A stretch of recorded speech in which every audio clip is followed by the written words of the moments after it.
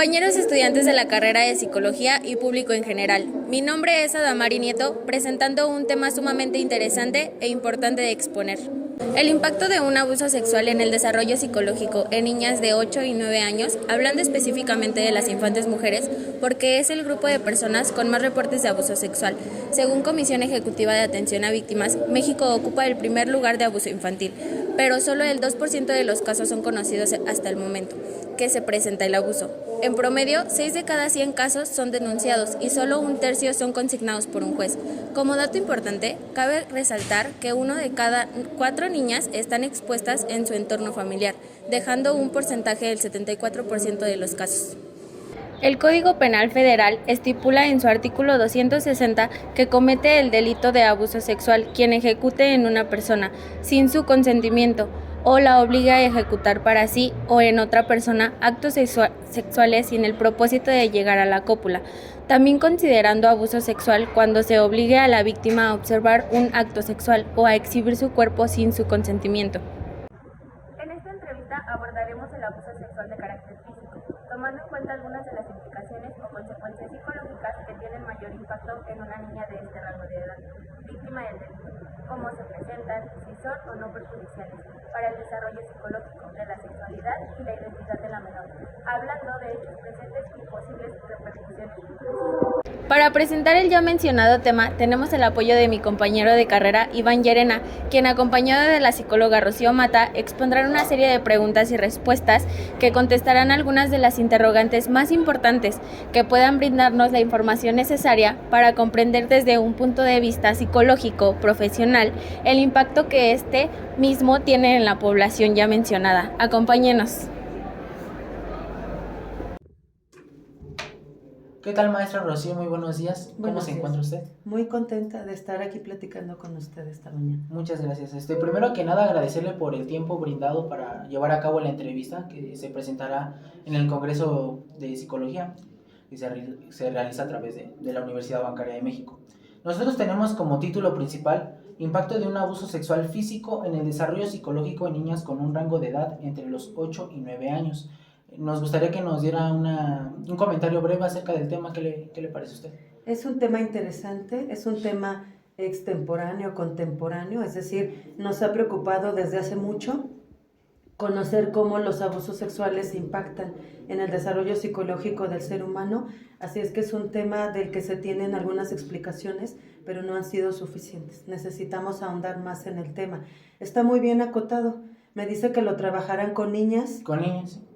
¿Por qué con niñas, César? Bueno, nosotros tenemos el dato que las estadísticas nacionales respaldan que la prevalencia en un abuso sexual se da más ocurre con mayor frecuencia en niñas que niños, y más en la infancia, se presentan más durante la infancia. Es por eso que nosotros decidimos, como especificarlo de esa manera. Acotarlo hacia las niñas. Muy bien, es una buena justificación. La estadística nacional nos permite saber dónde se presenta el problema con mayor frecuencia justamente. Y es en niñas, efectivamente. Muy bien. Ok. Bueno, si le parece bien, comenzaremos con la entrevista. Claro. Nuestra primera pregunta dice así: ¿qué diferencia hay entre un abuso sexual físico, verbal y visual?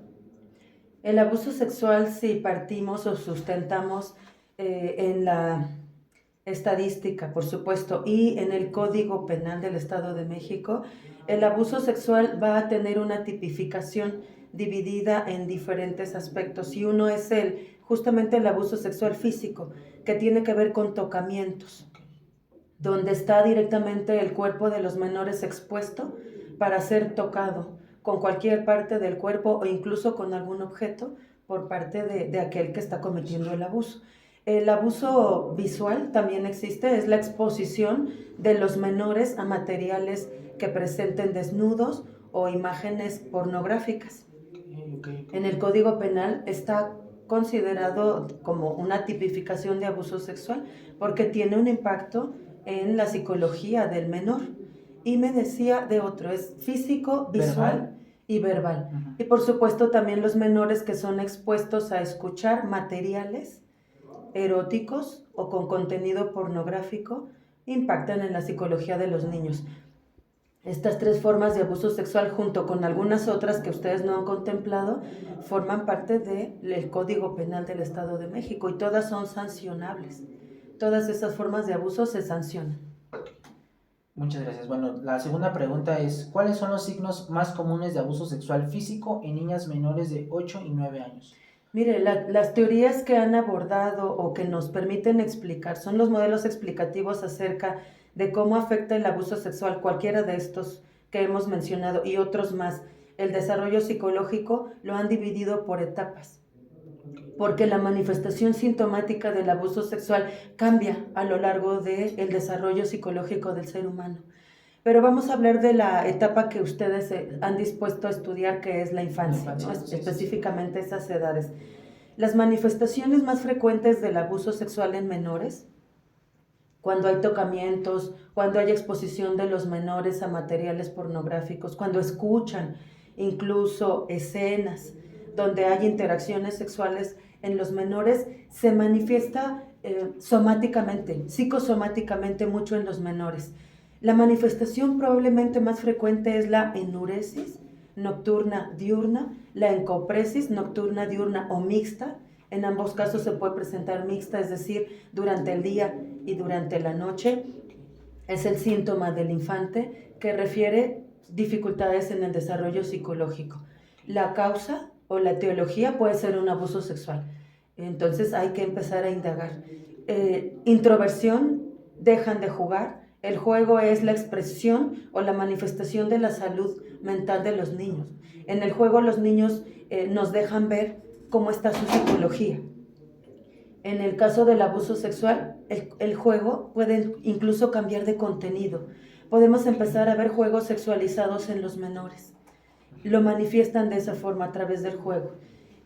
Puede haber introversión, los niños se vuelven más introvertidos. En el juego, incluso en sus hábitos alimentarios, los niños pueden dejar de comer o pueden incluso tener más ingesta de alimentos. O sea, una u otra. ¿Se van como a los extremos? Por eso, sí, se puede presentar de cualquiera de las dos formas. Hay muchos mitos en relación a las manifestaciones del abuso sexual, porque he escuchado que en ocasiones se advierte la idea de que un niño con abuso sexual manifiesta temor y se aleja de aquella persona que está cometiendo el acto de abuso, pero en ocasiones más bien el menor los busca, porque genera un vínculo. Entonces, depende del mecanismo. Es un tema complejísimo, ¿eh?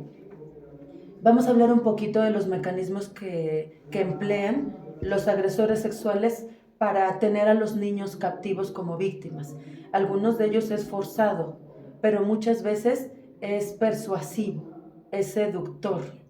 Hay un mecanismo de seducción con el menor a través de juegos, a través de regalos, a través de dulces, a través de juguetes, y los menores responden a eso. Así es que en lugar de huir al victimario, en ocasiones lo buscan porque han formado algún tipo de vínculo. Entonces, se tiene que hacer un diagnóstico diferencial tomando en cuenta múltiples aspectos en la manifestación sintomática, pero la encopresis, la enuresis, los cambios en las rutinas de juego, las modificaciones en las conductas alimentarias de los menores, observar también tal vez cambios en la interacción social con adultos o incluso con sus iguales, pueden ser las manifestaciones que nos lleven primero a una sospecha de abuso sexual y después se tiene que llevar a cabo la comprobación de los hechos a partir de la indagación en entrevistas y en la aplicación de algunos instrumentos. Por supuesto, la exploración física. Si es que el abuso sexual se llevó a cabo en la forma de violación, que es una de las formas sexuales físicas, de abuso sexual físico, pues la exploración física como el primer, procedimiento profesional, y ya posteriormente hacer una indagación sobre las variables psicológicas implicadas en el abuso sexual. Okay. Bueno, nuestra siguiente pregunta es, ¿cuáles son las consecuencias emocionales y psicológicas que puede experimentar una niña de esa edad después de un abuso sexual? Las consecuencias, hablemos de las internalizantes. Las internalizantes son las consecuencias de tipo emocional afectivas. Cuando hablamos de lo emocional, hablamos del área de la afectividad. Las internalizantes tienen que ver con aquellas emociones que se suscitan hacia el sujeto mismo, hacia el sujeto menor mismo. Se manifiestan como síntomas de depresión, por ejemplo, la apatía. Puede haber incluso una falta de satisfacción de los menores hacia las actividades que cotidianamente producen placer o satisfacción en el menor, como el juego que decíamos. Las manifestaciones internalizantes en cuanto a las emociones tienen que ver más bien con eso. La expresión del síntoma que se ha depositado en el mismo sujeto. ¿Sí me explico? Es decir, no lo manifiesta con los otros. Son manifestaciones internalizadas del abuso que afectan sus emociones. Estados de tristeza, por ejemplo. Síntomas depresivos. Algo de ansiedad. Ansiedad y depresión. A nivel sintomatológico son las variables internalizadas que se suscitan tras un abuso sexual y desde el infante ya se ven. Lo podríamos ver como estados de tristeza, incluso a llanto. Así es como se expresaría, ¿no? O ansiedad. Ver a los niños ansiosos con mucha inquietud. Entonces serían las dos manifestaciones internalizantes. Depresión y ansiedad. Y externalizantes las podemos ver, estas variables reflejadas en la interacción con los demás. Hay modificaciones en la manera en que juegan, en la manera en que se relacionan, en la forma en que se comunican con sus iguales y con los adultos. Es la forma en la que se externaliza el síntoma. ¿Sí, César? Sí, si no queda claro algo. Queda claro, sí, no se preocupe. Bueno, como siguiente pregunta tenemos: ¿cómo se ve afectada la percepción de las niñas sobre su propio cuerpo y su imagen corporal después de experimentar un abuso sexual? Sí, puede ser desde una implicación mínima, donde los menores identifiquen perfectamente qué parte de su cuerpo ha sido tocada, obviamente sin su consentimiento, y se genera una conflictiva justamente con el esquema de su corporeidad, y puede haber una manifestación sintomática muy severa donde los niños incluso tienen un desprecio por su propio cuerpo. Sí. En algunos dibujos infantiles de menores, no podemos generalizar y decir que se presenta en todos de la misma forma, pero he visto dibujos infantiles justamente que se aplican con la intención de revisar esta parte de cómo los menores perciben su cuerpo, perciben y aceptan su cuerpo. Y hemos visto dibujos donde está únicamente la cabeza y las piernas. La omisión del dibujo del cuerpo en el menor implica que hay un rechazo. Claro que se tiene que indagar, el dibujo por sí solo no es un elemento diagnóstico, pero el dibujo ya nos va aproximando a entender que ha habido una desconexión, un desconocimiento o un rechazo hacia el propio cuerpo en los menores. Es un área a trabajar. Nuestra siguiente pregunta es: ¿cómo se ve afectada la confianza en figuras de autoridad? Es un tema poco explorado, o cuando menos no he leído mucho acerca de esta afectación directamente con las figuras de autoridad, pero asumo que hay una afectación. Los menores de inicio pueden relacionarse con un vínculo de confianza con los adultos, con aquellos de los que espera sí, tal vez autoridad, disciplina, pero también cuidados. No recuerdo la estadística más cercana, pero una buena parte de aquellos que cometen abuso sexual contra menores son personas muy cercanas, familiares, tíos, padres, padrastros, primos. Entonces, más que a figuras de autoridad, yo pienso que la afectación está en la confianza que tienen hacia su propia familia, porque el abuso ocurre dentro de casa. Sí. En el caso de los niños, más del 80% de los abusos sexuales contra menores son dentro de sus propios hogares. Entonces, más bien se produce una dificultad en la confianza con la propia familia. Okay. Bueno, la siguiente pregunta es, ¿cómo afecta el abuso sexual a las niñas en su capacidad para establecer relaciones saludables y seguras en el futuro? Establecer relaciones sanas, me dijo. Sí. Siempre es difícil. Las relaciones humanas o las relaciones interpersonales están llenas de conflictos. O sea, establecer relaciones sanas para cualquier ser humano es un desafío, Pero en el caso de las personas que han sufrido abuso sexual, el tema de la confianza con el otro es un tema que de inicio dificulta, ¿no? El estado de vulnerabilidad en el que se encuentran durante el abuso hace que cuando inicien una relación interpersonal, sobre todo de pareja, ¿no? Sí, sí, sí. O incluso de amistad, se presente algo de inseguridad. Como que se retrae, ¿no? Hacia abrirse, como hacia Por personas. supuesto, el abuso sexual va a traer como mecanismo un cierre, es una defensa, ¿no? Es una defensa que forma parte de lo que se suscita tras cualquier tipo de abuso, Claro. como un estrés postraumático. Entonces el mecanismo es cerrarnos para protegernos. Sí, como que asocia, ¿no? Que como ya les pasó una vez, a lo mejor puede que, o sea, como que ya siempre están como a la defensiva de que como ya lo sucedió una vez, pues se protegen ellas mismas para no sentirse como vulnerables hacia las demás personas. Y puede ser parte de las ventajas que se obtienen, porque a pesar de que el abuso sexual contra menores es totalmente indeseable en nuestra sociedad, en nuestra cultura, cuidamos mucho que no ocurra y ocurre más de lo que quisiéramos. También tiene ciertas ventajas. Por ejemplo, esa experiencia hace que se desarrolle mucha más precaución a lo largo del resto de la vida. Incluso cuando estas niñas lleguen a ser madres, probablemente tendrán muchas más estrategias para proteger, porque su experiencia les hace saber cuáles fueron los riesgos a los que estuvieron expuestas. Y puede ser que sanamente desarrollen mecanismos de protección con sus hijos o con los menores que estén a su cargo, ¿no? Si son maestras en las escuelas, etcétera. Entonces es una de las ventajas. Pero sí se dificulta su interacción con los demás, sobre todo la parte de la confianza en la relación interpersonal. Se tendría que trabajar mucho para que en sus relaciones se sientan en confianza y no vulneradas. Ok. Bueno, la siguiente pregunta es, ¿cuáles son los posibles efectos del abuso sexual en el rendimiento académico y en el desarrollo cognitivo de las niñas? Ha habido investigaciones, estaba leyendo hace poco una investigación y se encontró una correlación positiva entre el rendimiento académico y los abusos sexuales en menores. De hecho, no fue una correlación positiva.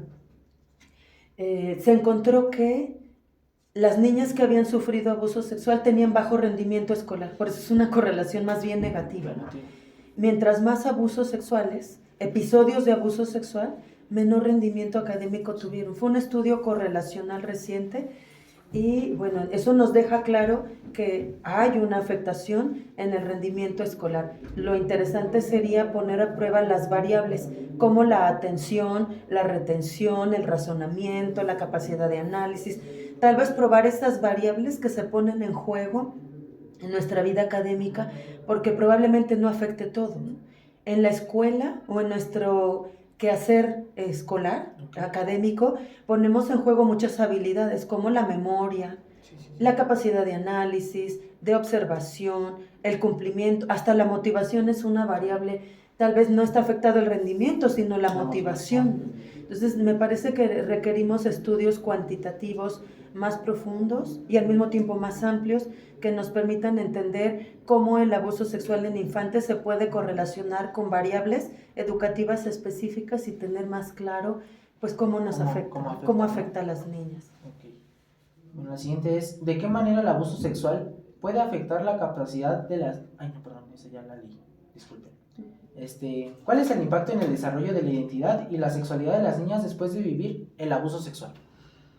La construcción de la identidad, si nos basamos en un modelo psicodinámico, tiene que ver con la identificación de las figuras significativas en el desarrollo temprano de los sujetos menores. Es decir, puede ser que veamos una afectación en el desarrollo de la identidad si el abuso sexual provino de la figura que comparte su mismo género, su mismo sexo. Porque ¿cómo identificarse con la figura que infligió el daño? Y es que estamos hablando de abuso sexual, pero asumimos que el abuso sexual en una niña siempre es por parte de un varón adulto y no necesariamente. El abuso sexual puede provenir de su madre o de alguna otra mujer. Cuando eso ocurre, pues se puede ver afectada seriamente su proceso de identidad. La niña se puede ver afectada en su proceso de construcción identitaria. Sí, ya no se siente... Ya que la figura de identificación, que en este caso sería la madre, Si es la madre quien inflige el daño en los menores, eso puede causar que la figura de identificación se desvíe y su identidad puede tardar mucho en su construcción, porque la construcción de la identidad está basada en las figuras de identificación que van construyendo justamente el perfil identitario en los menores y en los seres humanos. Okay. ¿Cómo se puede apoyar a una niña que ha sido víctima de abuso sexual?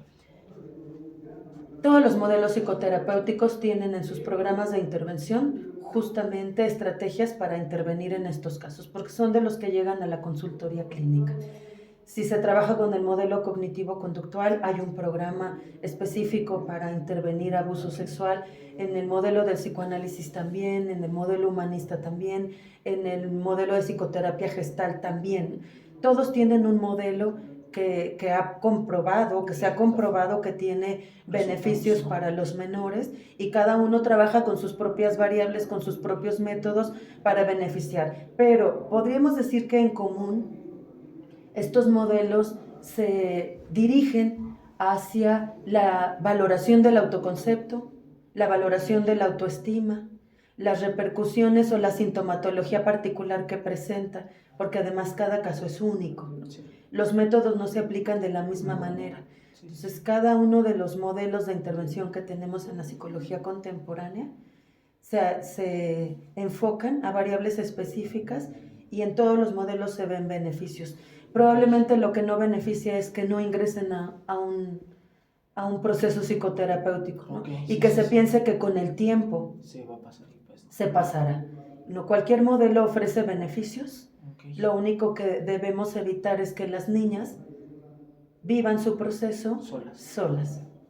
Bueno, referente a esa, teníamos una pregunta siguiente, que era más o menos si había un modelo como perfecto o ideal a seguir, alguna terapia ideal a lo mejor, pero ahorita, bueno, que nos comenta, dice que es como a lo mejor un conjunto de todos y que todos dan resultados, pero sí teníamos esa duda de si hay como un proceso ideal para llevar a cabo, o bueno, para ayudar en este caso a la niña. Bueno, ideal no, para no movernos en el idealismo filosófico, ideal no, podríamos decir que depende de las necesidades de los usuarios, en este caso de las niñas, depende de sus necesidades, depende de cómo ocurrió el suceso, depende de cuántas veces o cuántos episodios de abuso sexual sufrieron, durante cuánto tiempo, etcétera. Algún modelo puede beneficiar más que otro, pero todos tienen un beneficio. Cualquier proceso psicoterapéutico produce beneficios en el desarrollo del ser humano, permite el descubrimiento, permite asumir, permite integrar esa experiencia en nuestra vida, y todas nos van a llevar a obtener de esa experiencia algún aprendizaje, algún beneficio, algo en que podamos mejorar. Entonces todos nos van a llevar a una mejora, pero a veces las personas tienen que probar el proceso, los métodos, y ellos mismos deciden si les está beneficiando. Aquí lo importante es que se mantengan los usuarios el tiempo que tenga que llevar el proceso. A veces ocurre que abandonan muy temprano el proceso, porque además esperan ver resultados inmediatos. Y la psicoterapia es un proceso.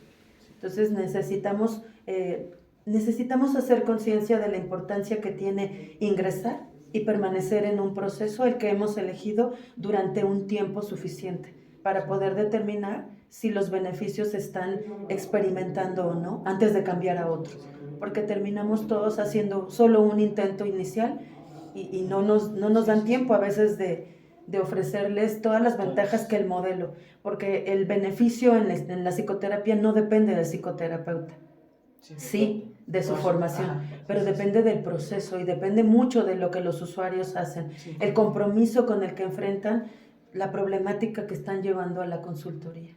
Entonces, cualquier modelo. Cualquier modelo podría ser. Bueno, como última pregunta es, ¿qué medidas de seguridad y prevención se pueden tomar para proteger a las niñas de 8 a 9 años de edad del abuso sexual? Pues las medidas de protección o la intervención, la protección o estas medidas tienen que ver con brindar una educación sexual temprana de forma muy clara. Es un tema muy complejo, porque de pronto como psicólogos nos preguntan o como psicólogas nos preguntan a qué edad debe iniciar la educación sexual, quién la debe llevar a cabo, con qué términos se debe explicar. Y la verdad es que esto está atravesado por múltiples variables o factores de tipo cultural y al final cada familia lo está enfrentando. Más que educar a los niños, a mí me parece que la prevención tendría que empezar con apoyar a los padres en esta compleja tarea de brindar educación sexual a los niños. Entonces, que los padres probablemente pudieran estar en los talleres de sexualidad para conocer la forma justamente de encauzar la educación sexual en sus menores, poderles brindar información. Algo importante es que la cultura mexicana tenemos una tendencia muy fuerte a formar niños obedientes hacia los adultos. Es muy común que les pidamos obedece a tus adultos, obedece a los adultos. Tenemos que empezar a revisar justamente estos aspectos que son culturales y que me parece que han tenido un cumplimiento en los modelos disciplinares de las familias mexicanas, pero también nos pueden llevar a riesgos. Porque incluso en la escuela a veces la mamá le pide a sus hijos obedecer a sus profesores en todo lo que estos dicten. Y eso puede ser un factor de riesgo. Habría que analizarlo más, pero la formación de la obediencia absoluta con el adulto puede ser también un causante. Entonces, obedecer, sí, pero también tenemos que enseñar a discernir. Como cuestionarse, ¿no? Sí, formar a niños críticos que puedan discernir en qué momento tengo que romper con ese precepto, ¿no? Que se nos forma desde muy pequeños de obedecer siempre al adulto, cuando lo que el adulto nos solicita es una práctica que atenta contra nuestra salud mental o sexual, claro, pues saber decir no. Entonces, como tener un criterio propio, ¿no? Más allá también podría ser. Sí, claro, y discernir en qué momento decir no. No, eso me lastima o eso me hace daño y no importa que sea un adulto, saber decir no. Así es que la educación sexual o la prevención de este tipo de casos está más allá de solo la educación sexual. Hay muchas otras variables implicadas. Tiene que ver con estilos de crianza, tiene que ver con aspectos culturales, con preceptos como este que hemos dicho, la obediencia absoluta al adulto, que pone vulnerable a los niños. Entonces se tendría que pensar en un programa un poco más amplio, que contemple una educación sexual, pero que también revise otras variables que vulneran o que pueden vulnerar a nuestros niños y niñas. Bueno, pues así ha concluido nuestra entrevista con esta última pregunta. De antemano, pues yo le agradezco mucho el tiempo que nos regaló y le aseguro que toda esta información compartida será muy útil no solo para nosotros como equipo que hemos desarrollado esta videoconferencia, sino también pues para todos los que a los oídos a los que pueda llegar. Fue una información pues muy útil y muchas gracias. Con mucho gusto, gracias por escucharme. Hasta pronto. Hasta pronto. Como pudimos escuchar, el abuso sexual en niñas pequeñas es una problemática grave y lamentable que tiene consecuencias devastadoras en la salud física, emocional y psicológica.